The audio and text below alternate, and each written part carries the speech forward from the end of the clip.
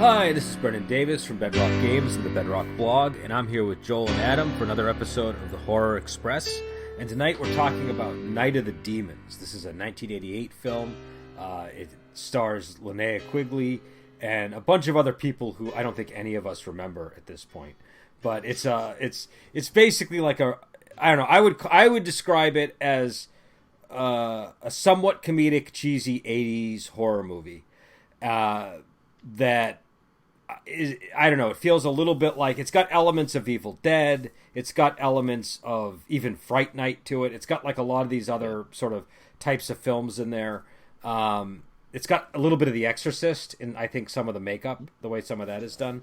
And it's about a bunch of kids that go to a Halloween party at like a mortuary that's no longer in use because there was some kind of murder there, and there's all these stories about spirits that inhabit the place. And the weird girl from history class decides to host a party there. The kids go, and because it's Halloween, the demons are able to freely roam the earth that night when they perform a seance, and they start killing the kids. And that's pretty much the movie. I don't think is there. Am I leaving any details out, or is that it? It's the gist of it. Yeah, that's pretty much it. I would like to point out that just because they happen to go to a demon-haunted house doesn't mean the setting and world of this movie isn't otherwise a crap sack. And it establishes that very well with the encapsulating scenes. Yeah, it's framed around an old man who hates kids who is putting razor blades into apples, and it ends with the fate of the old man and his wife making pie for him. And we'll get into that later, I'm sure. But so the framing of the movie is pretty interesting. And it's also kind of a raunchy sort of horror film. It's kind of, I almost think of it like Fright Night, but the R-rated version. Do you know what I mean? It's like Porky's and Fright Night had a baby. Yeah, that's a good description. There's a lot of like totally unnecessary nudity, unnecessary sexual references, but they're still somehow essential to the movie itself. Do you know what I mean? It's like, wait, I've got another one. Animal House of a Thousand Corpses. Okay, I'm gonna keep rolling with these. Yeah. So I don't know, what did you guys think of this movie? I think, Adam, you've seen it before, right? No. Oh, you haven't? Okay, so the amazing thing to me, like, I'm someone that graduated from high school in 1990. Probably high school was the time in my life when I watched the most horror movies. And it amazes me this came out in 1988, and I have never seen it. I don't even remember the title till you suggested we do it. And I don't know. It's this weird hole in my knowledge. But yeah, I enjoyed this. It's not like an amazingly good movie, but it is perfect at what it does. I think it hits. I mean, it's a ridiculous 80s Halloween movie that I find the acting in it is not good, but it is cliche in a way that is perfect. It like hits exactly the tone it is trying for. Like every ridiculous kind of performance in it is exactly key. It just works exactly for this kind of movie.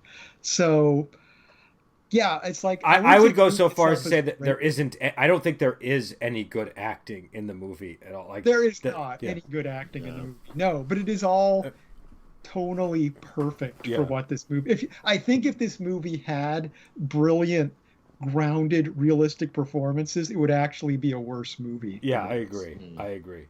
It would take out a fun element from the film for sure. Mm-hmm. Yeah, and the credits just set the tone for it too. When like I said, knowing nothing about this movie, I put on the credits start rolling, and I'm like, oh, okay, this is gonna be like one of those fun kind of horror movies you watch with your friends, and you can pay attention or not pay attention, and people are kind of getting into it, and it was exactly the kind of movie. So I don't think it's a great movie, but I think it is great at doing exactly what it sets out to do. Joel, what was your feeling on the movie? Yeah, I think that's a good way of characterizing it. Like, it didn't have lofty goals, right? No. But the goals it did have, it completely just sunk the putt, It's really anarchic and fun, and there's, like, it is a really cool balance of being, like, parodic and self-aware with being, like, just sincere enough that it blurs the line. You're not sure where one becomes the other. and in that way, it kind of reminded me of Creepshow tonally, where Creepshow is genuinely scary in some parts, but like the general vibe of Creepshow is kind of like that you're in on the kind of joke of Creepshow, you know. And it's the same way with this movie. This movie knows what it is, and it knows that you know what it is, but it's cool with that, and there's a kind of a charm to wearing that on its sleeve. Yeah, I'll add on to what you're saying there. You know, as far as the performances went, I mentioned that, you know, that they're not good performances, but they're perfect. The other thing is this movie. A lot of times when people make a movie sometimes people try to make a movie that's like, oh, we're going to make a movie that's so bad it's good and do it deliberately, and people are giving these bad acting performances that are just kind of detached and ironic, like they don't, you know, and it kind of ruins the movie because you're like, well, if the people making this movie think it's stupid, why should I care? Yeah. And this is somehow doesn't go that far with it. It's like these are, I don't know. I think like they're trying to make a good movie. I think they are trying to make a good movie. It's just that they don't have. Trying to make. Okay, so they're trying to make the best trashy movie that they can, and they do. Yeah, it is a trashy movie. This is like a sleazy comedic horror movie, and I would kind of agree with the general assessment. It's not. This is not like. This doesn't rise to the level of Return of the Living Dead. It doesn't rise to the level of, I don't know, what are some of the top movies we've talked about here that we all thought were great?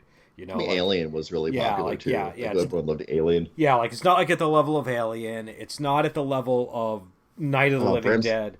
Or Bram Stoker's Dracula, which I think we pretty much universally loved. Yeah. It's not at that level. And the reason I mentioned Return of the Living Dead is that's doing something very similar, but somehow hits a much higher note, right? But oh man, but this was a fun movie. It's a fun movie, and it's if you want to watch a movie with your friends and you just want to have a light evening, this is like the ideal horror movie to pick. It's not gonna traumatize anyone. It's just gonna be, well, it might traumatize some people, but you'd have to be pretty lame to get traumatized with this movie. Nobody that's listening to a horror podcast is going to be traumatized by this movie. I don't think you can be. I mean, if you're watching Night of the Demons, you're probably not like going to be that squeamish. But here's the thing: if in the opening scene you find anything that is offensive or upsetting to you, you will know whether or not this movie's for you. You know. Because, what is the fat pig guy's name? He moons an old man. Stooge. Yeah, Stooge moons an old man, and the guy is, like, swearing at people because he's so angry that he resolves to put razor blades in apples. And, like... Well, and he calls Judy a whore. He calls her a whore for trying to help him, right? So, like, it's everything is... What people... The one thing that you hear about this movie a lot is it is, like, the most 80s horror movie, and I think that's a pretty good description of it. It's got like the way that everything is so over the top that characters just fly off the handle or go off the deep end in extreme ways, from like how Stooge behaves to people, where he's like he's talking one minute and screaming in rage at the next minute.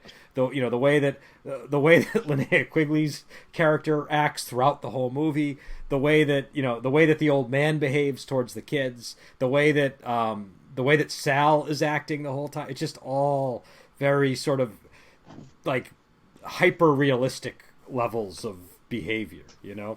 To me, that's like there was, I can't remember what movie it was, but there's like one other 80s horror movie that is like my contender for top. It's like there's a scene in the movie where there's literally a guy, there's like the drug addict character in the movie, and he starts breakdancing and he starts doing a backspin, and all different kinds of drugs and pills start falling out of his pockets. So that movie maybe edges this one out for like the most 80s movie, but still, this is pretty there. And for all I know, no, that definitely wasn't part of this series. I can't remember what it was though. If anybody's listening and they remember that scene and know what movie it is, tell us, because that scene is always stuck out in my head. So what were some of the things that you guys thought worked really well about the movie? It takes a lot of time to establish its characters and then kind of reestablish them once things get going. Because I know it's like we didn't even really get a proper scare until like right at the 30-minute mark. Yeah. But bang on the 30-minute mark, that's when the scares start. And then there's still like a 15-minute like sort of pause between that and the really serious we're on the roller coaster to hell stuff that happens. And in all of that time, there's no fat on the movie at all when it comes to the characters. We always have a character or more than one character, center frame, interacting and being characterized really well. So I think that worked wonderfully because as the movie goes completely off the rails in the last half of the movie, like you care enough about the characters that you don't really want them to get just like slasher movie down. Like you squirm when the guy gets his eyes gouged out, or like the kid gets his arm torn off in the coffin. Like there's so many wonderful like that was the one that bugged me the most, the coffin scene, because they keep slamming it. Yeah. Ooh, yeah. And also the other reason why that scene bothers me is because it's like the two characters are basically having sex in the coffin, and he kills Stooge comes down, he's possessed by a demon, he kills the girl, and the guy is like, Stooge, don't, and he's talking to, and it's pretty clear that he has no idea that Stooge is a demon. He thinks Stooge is just like killing him for some reason. He's just flying off. So that's like a little bit more tragic to me, that he thinks that his friend, or his fellow student at least, is murdering him and his girlfriend. Yeah. He is. We are talking about the guy who sees Stooge broken down at the side of the road and like just mocks him. So yeah, I don't know if they're exactly friends. But yeah, I agree. Of course, that is, as far as this movie being hitting the beats of horror movies of the 80s, it also is the people are having sex so they instantly have to die is something that recurs throughout this movie. Well, and that seems to be the thing in this movie. Like that's the focus. Like that's kind of like, it's kind of a cliche now when they talk about these sort of movies, but this movie really kind of makes that the one rule that governs it, I think. Yeah, because it wasn't as big a cliche as people say about the 80s. When you had the whole Scream thing of people, every horror movie does this, and it's like, well, it wasn't so true, but this one actually does adhere to those rules, which weren't quite written down yet. At some point, I'd actually like to maybe one day do an episode about how true are the horror movie rules, because I feel like a lot of like going back and watching some of these films again, I'm struck by just how they don't abide by so many of the horror rules that we're always assuming are in place. Which I think, again, is attributed to Scream. Of course, there's also the rule that the black guy dies first, and it's like, that does not happen in this movie. Well, it doesn't happen in this movie, and it doesn't happen in a lot of the movies we've watched, too. So... Well, Living Dead. Event Horizon, too, did that. What was that? Event Horizon did that, too. Yeah. It's one of the only guys that survived. Actually, it was the same pairing in Event Horizon that survived this movie. That's weird. Huh. So it really is a haunted house movie in space. That's crazy. I think. I mean, and again, I'm sure there are plenty. I'm sure there's like a bunch of Friday the 13th and stuff where that rule is in place. But like, I just feel like these rules are not as consistently applied as people seem to think. Even like the final girl isn't as consistent as people say. There was a final girl in this movie. And no, there was early on. But that became. But I think what happened with that was that became something people were actually conscious of, that they started to.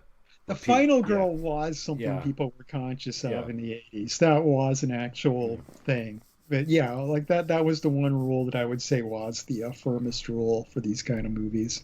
But I did like that part of the film, how like obviously all the characters that were carnal in some way were the ones getting killed, and that seemed to be like, because Judy and Roger are the two that survive, and there might have been another character that was a little bit more innocent that died, but I feel like most of the characters, if they weren't directly engaged with that stuff, they were still doing something. Like Angela was shoplifting at the start of the movie, do you know what I mean? And she also well, I guess she was already possessed by the time she starts doing anything sexual, so yeah I mean but yeah, I also add too, there is some nice craft in this movie too. It is actually really well made from a directing. Like the scene where the shattered fragments of the mirror are on the ground, and you're seeing all the characters in the mirror. I was just like, that's a cool scene. This is really nice artistic direction here in this movie. This is not schlocky direction at all. Well, and they beat out the flock of seagulls because you can't see the camera in the reflection. Yeah. Sorry, I'm calling you out, flock of seagulls. I saw the camera. You can't run that far away from the camera in the front. Anyway, I'm sorry. No. Well, I think that I think I mean, it definitely has. There are also places I think where it's a little more wobbly than some other movies. Like it definitely is not.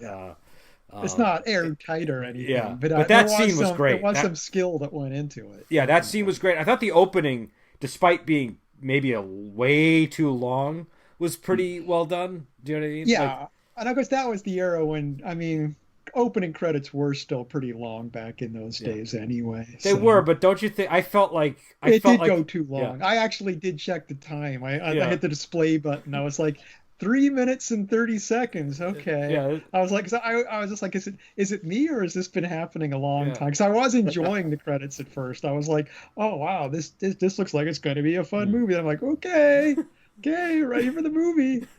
But it'll be a fun movie once we freaking get there. Yeah. But yeah. So what about the apples guy? Why don't we talk about him? Because he's he's the thing that everybody remembers about the movie. I think. What did you think of the character, number one? What did you think of his fate? And what did you think of them using that as the framing device for the movie? Like the book, it's sort of the bookend of. I really liked it. I really liked it because, like I said, it efficiently launches you into the tone of the movie in the first scene. So that's really impressive. And it also establishes that this is not a universe in which the good guys triumph. It's not a universe in which bad things happen to bad people. The universe just kind of sucks. Yeah. It's kind of a crap sack world.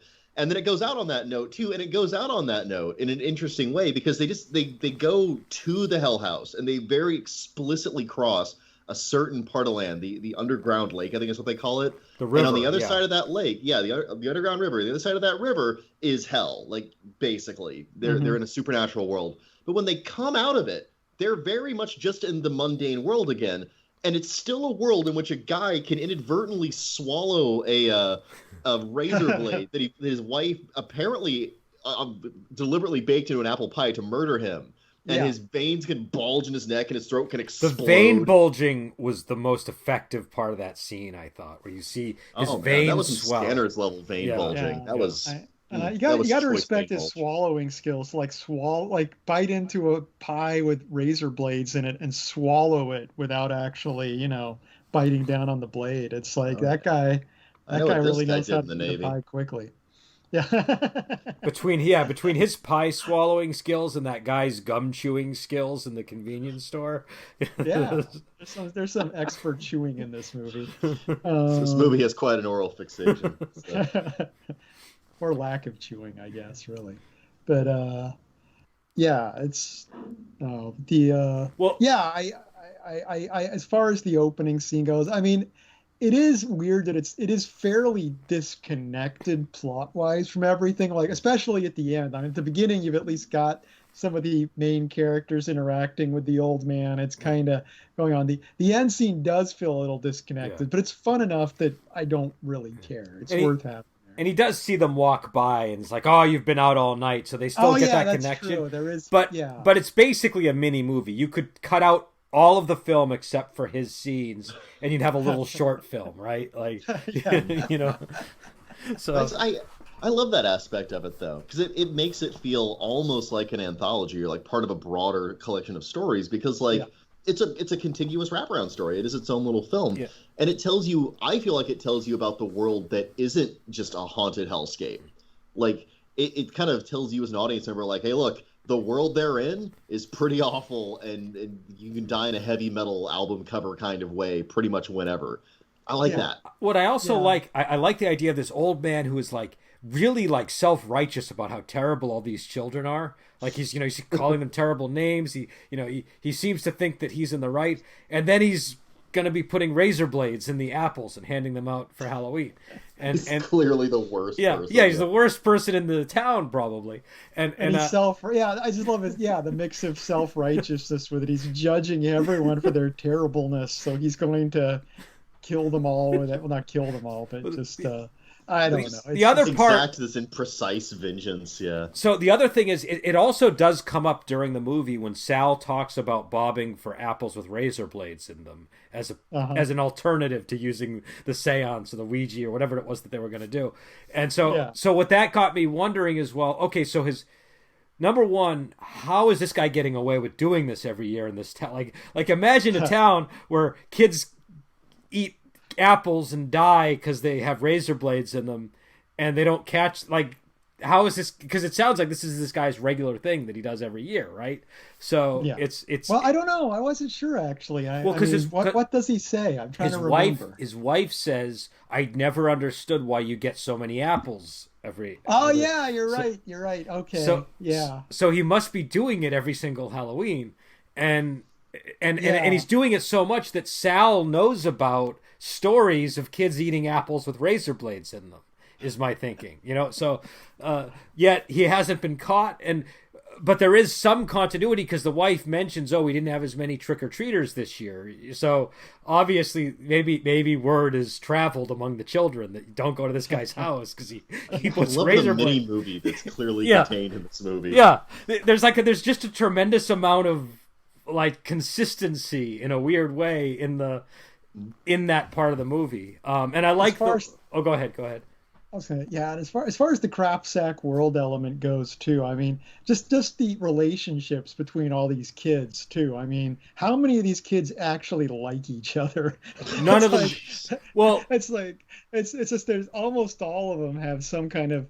I mean, like even the guy and the girl that are the couple that go there that are kind of our main characters. Like he's just with her because he knows he believes that Sal slept with her and he thinks he can get her in bed, and so that's not even a real relationship. She doesn't like Sal that much, but also he kind of seems to grow on her during because he's fairly heroic during the second half of the movie. But just about every character, it's like, I mean, if there's anything that's the most incredible thing in this movie is why they were all at the party, because they all have such a limited amount of respect for each other. Yeah, I some of it I think too is like kids are generally kind of mean to even their friends sometimes. Like the scene where he's like, "Do you need a hand?" and he claps. Like that's what I could see friends kind of doing to each other back in high school. But you're right; it's like a real like the only two that seem to be friends are Susan and Angela, the two girls that are hosting the party, and then I guess what is it like Max and Franny? They seem to be a couple, but Max and Franny, but other than that, there is like a lot of tension and a lot going back to the coffin scene. That's why when Max and Franny kind of get killed, one of the things I see is like, these seem like the two nicest people in the movie for the most part. And even Max isn't that nice of a guy to a lot of people. Like he's the guy that claps, gives the hand, but that is like the only jerky thing I think he does in the movie. Whereas most characters, you can find a few things. Well, I think I would say the biggest jerk is Stooge, without question. That would be my that's who I would see. I don't know. Okay, who would you say? He's okay. So I want to defend the honor of Stooge because yes, Stooge is a jerk. I can't defend that point, but he is genuinely and openly, honestly a jerk. Like there's no question about his jerkitude. He's out and out a huge raving slob. Okay, right? So fine, fair. But the guy who's dating our last girl, that guy's a slime ball. Yeah, because he's going on the reputation. He presents himself like he's this button-down dude, but he's just after he's a wolf, He's after one thing, and he drags this girl who's clearly uncomfortable to this terrifying place just because he has this third-hand rumor that she puts out.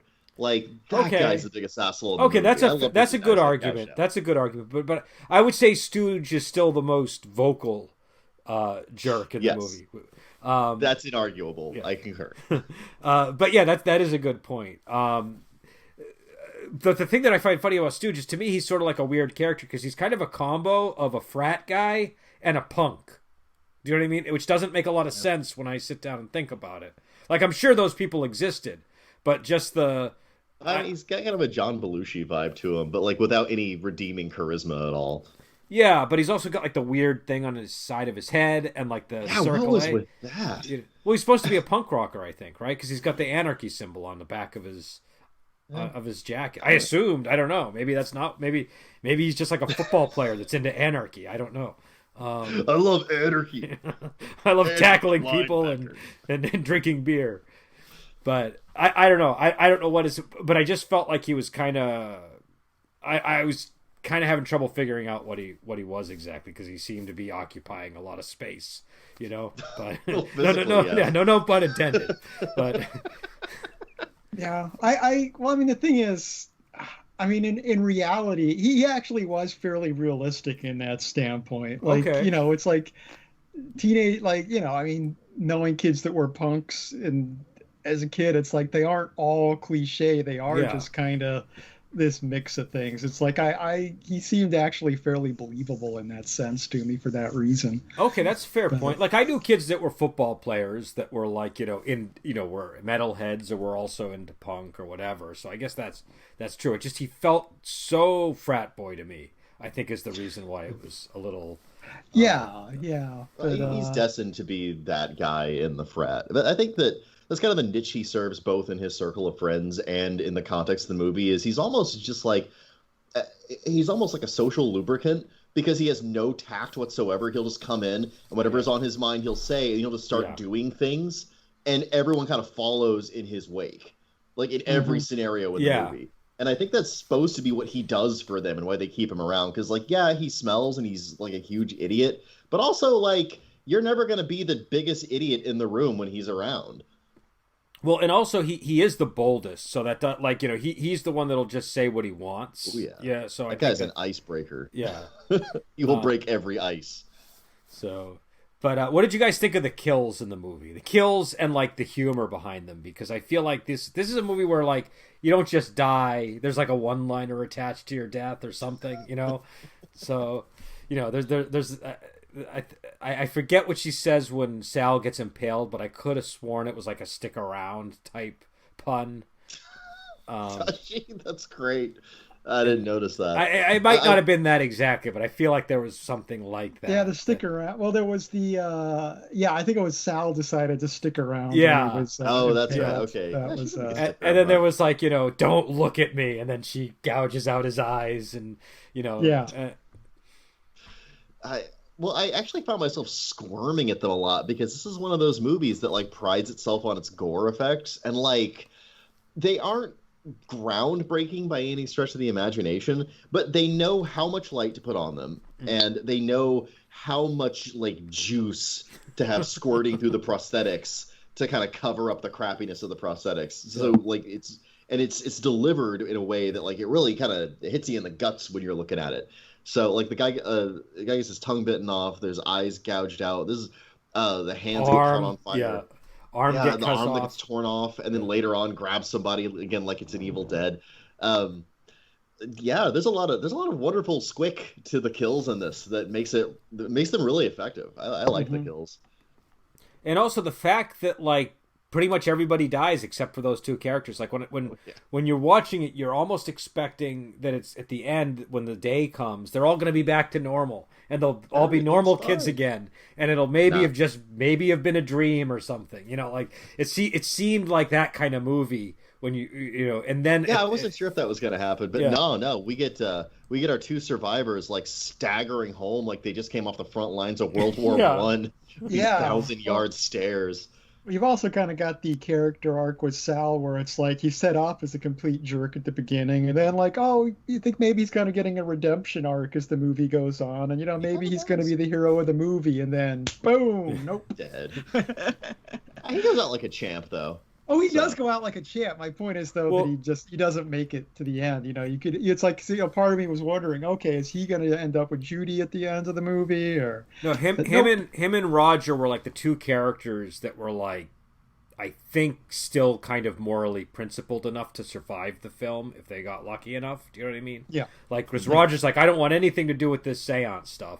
And Sal, when she starts acting all weird, he's like, you're a weirdo. I'm just going to go, like he's got like his boundaries that they're starting to cross, and he wants to get out of there.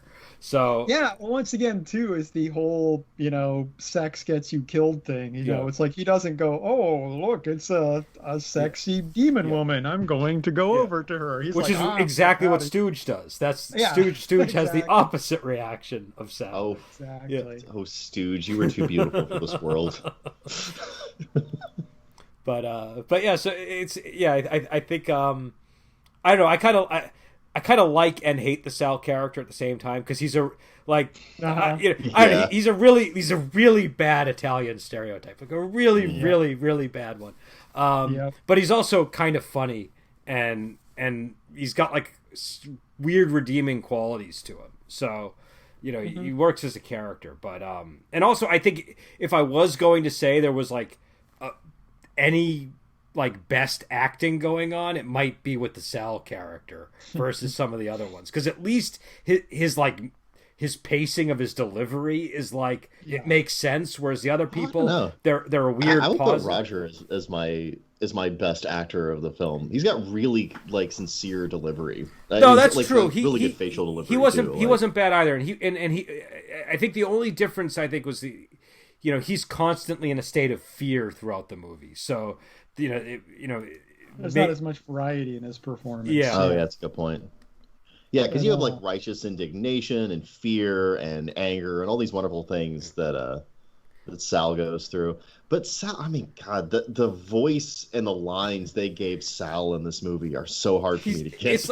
It's like they took Vinnie Barbarino and tried to make him a character in a horror movie. That's basically what they did.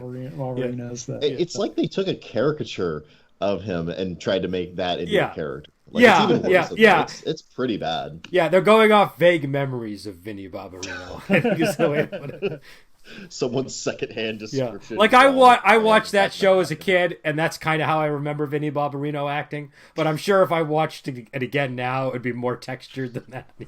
It's just funny because I heard someone else today make the metaphor. It's like someone who's just basically using that TV show as their watch for the 70s. So it's kind of funny that metaphor come up. But here's the thing. I saw that comment too somewhere on the probably on the same place that you saw it. So that's possibly why it came up. Okay. That's funny. Okay. This would come full circle if I've been the one that made the comment, but I've never heard of this. So. Okay. You've never heard of the comment, or you've never heard of Vinnie Barbarino? The comment. Okay. I know Vinnie Barbarino. Okay. Yeah, it's an online comment we both read today, I guess. But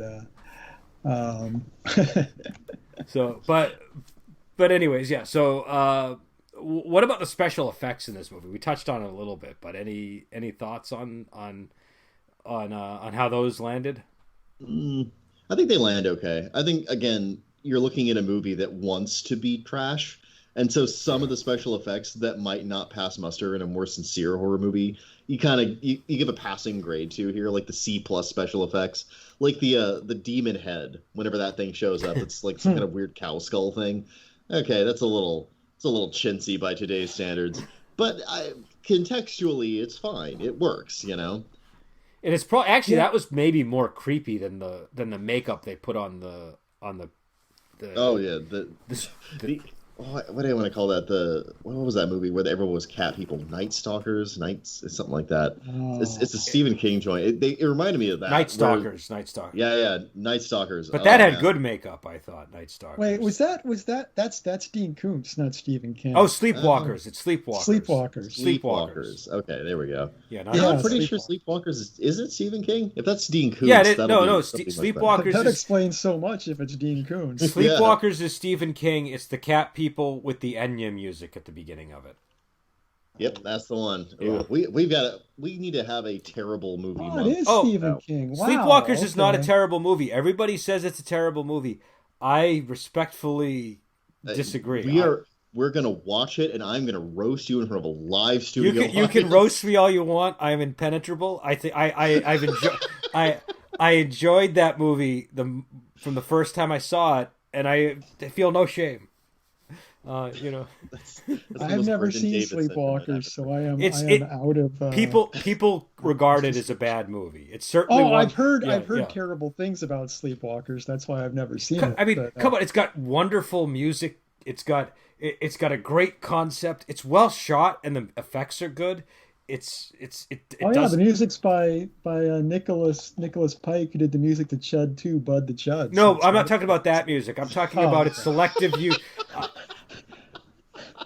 I mean, clearly Bud the Chud's soundtrack is beyond reproach. That's not. I'm talking about the use of Enya, and there's some other music in there too. I Oh, can't, here we Let go. me look it up. Soundtrack. Enya and Santo and Johnny. the Santo and Johnny music is what Okay. really I will makes it grant work. I've not listened to Santo and Johnny outside of that movie, and I saw that movie a while ago. So maybe they wailed. We'll see. It's Well, coming, folks. It's Get a ready for classic that. piece of music. It's like a really important instrumental guitar. They played it in La Hmm. Bamba also, that music. Hmm. So it's Oh not like they're Yeah. being super original by using it, but the shift of context from like La Bamba to this makes a big difference. Um, but no, that'll Granted, be interesting. I look forward to your roasting attempts.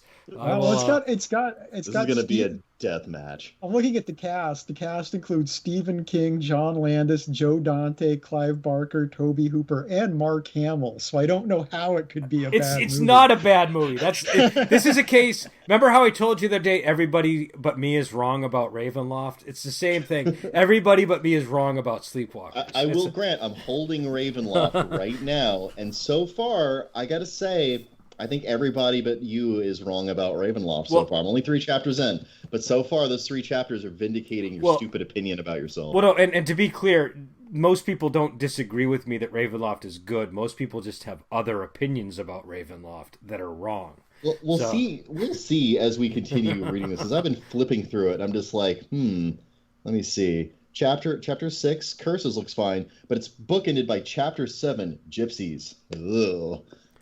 well, you got to That's put gonna it. be a mosh pit to read. You got to put it in the context of its time. It came out in 1990, but we'll get into that territory when we do our Ravenloft podcast. Look But look forward to it, folks. but yeah, so yeah, I know. I thought the special effects were pretty decent for what they had. They weren't doing anything exceptional. You know, I'm looking at Adam's face right now, and he's got this look of just like shock on his face. What are you looking at, man?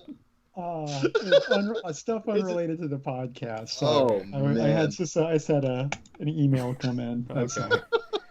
So I thought you were like looking at screenshots, and you were like, "We can't watch this movie. I'll die." no, Sleepwalker. I can't imagine that there's a screenshot of Sleepwalkers that would have that. Maybe a synopsis of it that would have that effect. But Oh, I think there's a few choice screenshots that really, would have that it's effect. been But a while. again, Maybe you'll convince me because it has been a while since I've seen it. So maybe I'll watch and be like, oh, I don't remember it being that bad. one thing about But our grudge matches, and I learned this when we were debating, what was it Rocky 3, Rocky 4? Rocky Four. Rocky 4. I never know which way they're going to go because I was 100% the opposite direction on Rocky 4. And like you were made of steel. I couldn't punch through you. And eventually I was like, okay, you know what? No, Rocky 4 is okay. I give it a I wore passing you grade. down. Dude, you wore me down. But yeah, so we'll see how it goes. But the other thing that they do too in this movie is they do a lot of that. In order to get around not showing the demon fly through the air, they just show you the demon's point of view. So it's just it's like the Evil Dead effect of it just kind of Yeah. it's not quite as extensive as it's done in Evil Dead, but it's that same sort of idea of just the camera is just moving through the house until it gets to the character.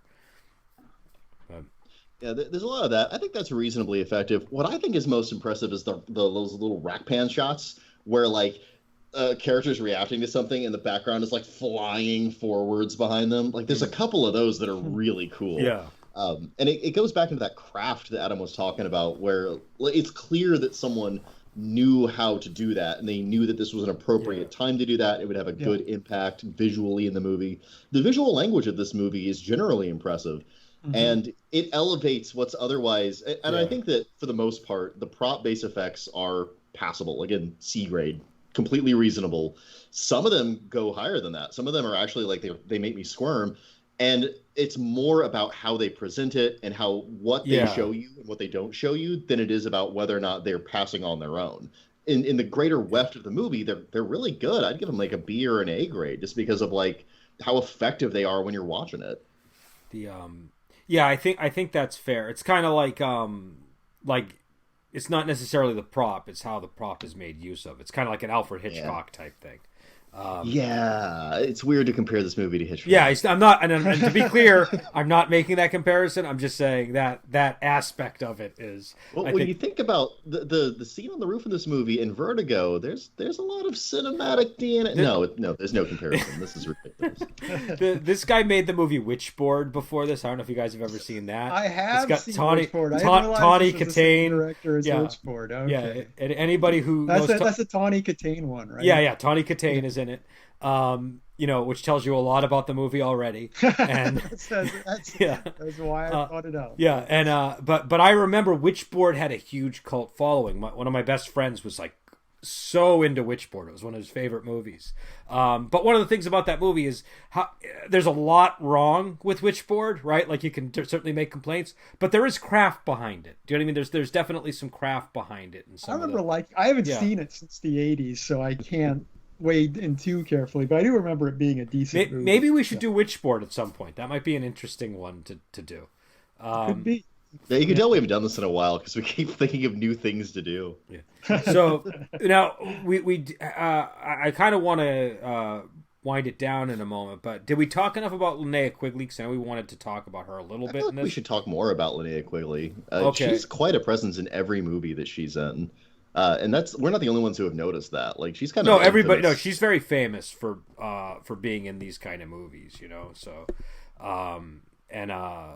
and we just did Return of the Living Dead last time, and she plays Trash in that, and in this one she plays Suzanne, and again they're totally different characters, but there are similarities, we could say, and so like I think her big scene in this movie, I would say, is either the lipstick scene or the scene in the convenience store where they're like, the two guys are gawking at her as she's bending over to attract their attention so that her friend can steal stuff from the store. I really liked the way that scene was structured, by the way. It goes into the sort of anarchic fun of the crapsack world that they live in, Well, because they have a genuine kind of chemistry, those two actresses do. And like they feel like friends uniquely among some of the other characters. Yes. Yeah, I did buy that.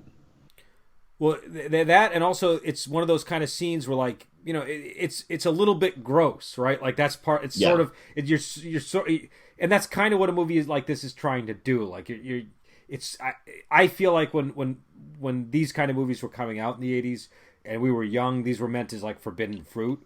So a lot of times, a lot of this stuff felt like it was put in there to serve that function, The weird thing about it is it's a strangely moralizing scene because, like, it starts with Linnea Quigley's rear end right in center frame, and then it switches to the guys that are leering at her, and we're invited first to leer and then to judge people that are doing exactly what it told us to do. That's true. That's a good something about point. that's judgmental for the audience, where it's like, this is you. This is what you look like. Yeah, no, that's a good point. And also, I think the gum chewing is a really big part of that. I don't know why, but the way that guy is giant open mouth chaw. Just the way he's chewing. I don't know. That performance just always stands out to me. Where I'm just like that. There's something about the decision that guy made there to chew it in that way. Because he could have chewed it any number of ways, but he chose a very particular style of gum chewing. He did. You watch that guy chew gum, and you want to take a shower afterwards. I feel greasy. Yeah, that's what I mean. That's and I think that's what you're saying too with the judgment. It's like and then also there's additional judgment when she leaves and she kind of burns them on her way out, right? So I love that they're so like they've descended so deep into their own sleazehood that it doesn't register to them at all that she just burned them or that they just got robbed. Like they're still just like smirking, like, yeah, we got a show. We didn't even have to pay for it. I don't think they even cared if they got robbed at that point. I think that's. I don't know, man. If this ass in my face, I probably wouldn't care either. If I'm being real with you. Granted, is it even their store? They just a couple of clerks working there that really. That's one of the things I was wondering about. Like, because I was looking at them, like, neither of these guys look like they'd be the owner to me. Like, that's know. But if one of them was, it's probably the guy that was chewing the gum. That's my guess. You know? Yeah, honestly, I wouldn't put it past that dude to be that combination of sleaze and shrewd that some characters in movies Yeah. like this get, where he's just like mentally calculating how much he would spend at a strip club for this exact same thing versus how much he's losing in inventory, and he's like, no, this is still a bargain. But yeah, so there's that scene. There's the lipstick scene, which is bizarre. That's just I've never quite understood that scene. Weird. Yeah, she just puts the lipstick into her nipple. I've never understood what that's supposed to be. A Videodrome, honestly, was my thought watching that. But in Videodrome, that makes sense, right? But in this, it makes sense. I'm just saying it's what it reminded me of. Okay. I realize it makes no sense in this movie. There's nothing that comes up with it again. It's just what? I was, you know, I mean, it's pretty clear to me that the breasts were fake. I was like, what are those? What, her breasts are made out of those are not real breasts. What's going on here? And then she puts. I know Linnaeus Quigley's breasts, sir, and those aren't they? Yes, it was. I'm just saying, of all the breasts that I would be like visually familiar with, there's like the woman I married, and then Linnea Quigley, and I think it's in that order, honestly. So, well, I mean. And keep in mind, I do run a life drawing group, or you know. I'm just a pervert. Like I got no excuse. Mine's really not an excuse, but you know, I'm just saying. I have in a professional context. I've spent a lot of time studying this subject, but. Mine was pure armchair study, sir. I just want to know what the purpose of that was, because it's not like she doesn't get like lipstick powers or anything after doing that. Do you know what I mean? No. And she doesn't like absorb anyone. And, like you would think that there'd be a scene where someone puts a hand on her breast and it gets absorbed by the breast, and he pulls back a bloody stump. Like that seems like what that would lead into. And I wonder if maybe the behind the scenes is the explanation of that, where it's like you had a small crew of people, and one of them was like, hey, look, I want a lot of time with Linnea Quigley topless, and we only have one topless scene. Let me do a sculpt of her boobs, and we'll put some scene in the movie that justifies it. So like 8 hours worth of this guy painstakingly like putting latex over her naked chest, and like that was just part of his pay scale. Well, I think it is one of those things where like that's kind of something that she's known for doing in movies like this. So like they would have had to have had a scene like that. But I am wondering if there was like a subplot that just got cut from the movie. Might have been. Do you know what I mean? Because it's just this random thing that makes zero sense. A deleted scene where the lipstick comes back later in some context. Yeah, like even if she just like took it out of her mouth later, just something that where was that going to her? You know what I mean? There was just like I say, with Videodrome, the gun does come back. Yeah. So, yeah, and I think the thing about that lipstick. is it's almost more unnerving in this case, because in Videodrome there's a sense of it goes in and it comes out. Do you know what I mean? Like I do find Videodrome more unnerving. I know. I'm not saying overall. I'm saying just this one fact that it goes in and then never we speak of it again. Do you know what I mean? That it's like I'd actually forgotten that scene because it has no connection. It slipped my mind completely. It's just like I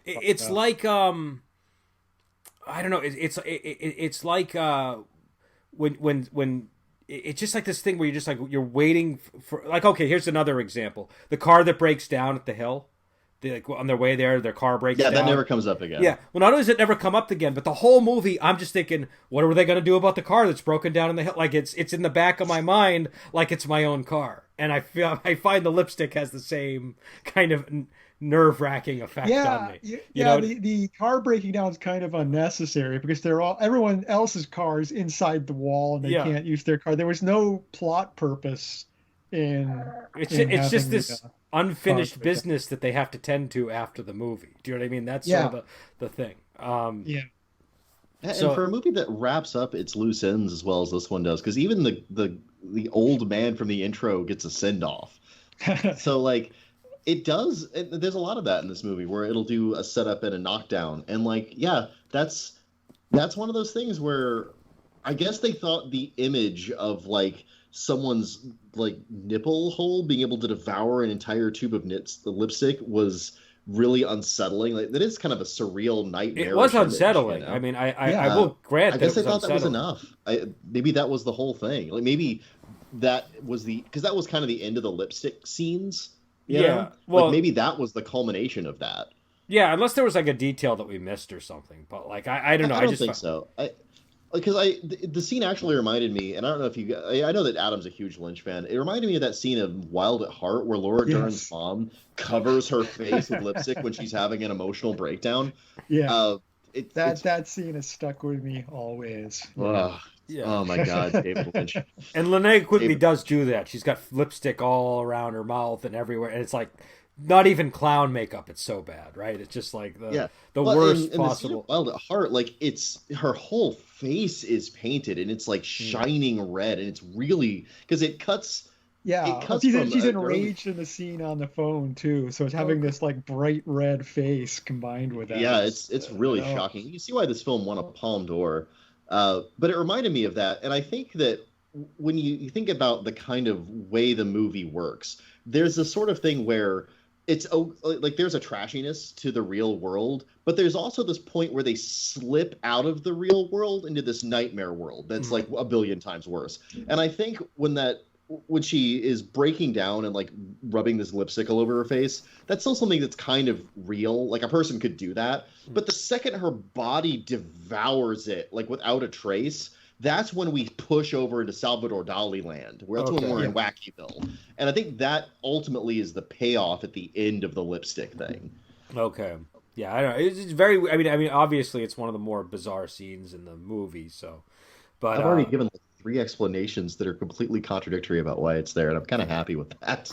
Well, choose your own Linnea Quigley topless scene explanation. I have no explanation. I just want to know what I want to know if there was a deleted scene. That's sort of my thoughts.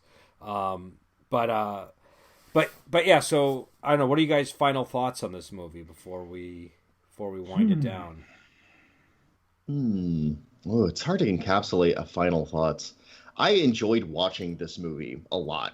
And I don't know if I can point to one thing and say, this is the element that you should watch this for. I kind of just feel like you should watch this movie because it's really fun. There wasn't a moment when I was bored. It didn't drag. The characters are not deep, really, but they're memorable. Yeah. There's just a lot of unique stuff it does. And the stuff that isn't unique is so well done that you just kind of... You get that kind of feeling of familiarity and this sort of satisfaction that comes from that. So, yeah, I like this movie. I don't know that I love it, but it's definitely something I'm going to watch again. And I'm probably going to watch it with people next time. And yeah, it'll probably be over some beers. Yeah. My feelings are pretty much the same.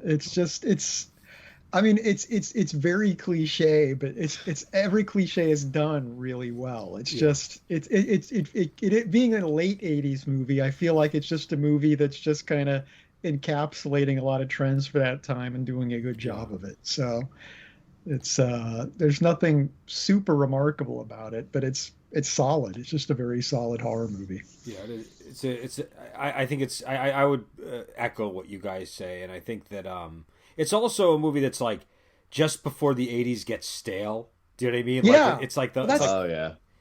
I mean, because I like '80s horror movies, and it was a joy watching this. I'm like, oh, here is a pure '80s horror movie I have never experienced before, and I really enjoyed that aspect of it. It was because it is kind of a hard energy to recapture. I can't think of many movies that have successfully done it. Well, and they do start to lose, like the '80s horror movies start to lose that feel, like 88, 89, and 90.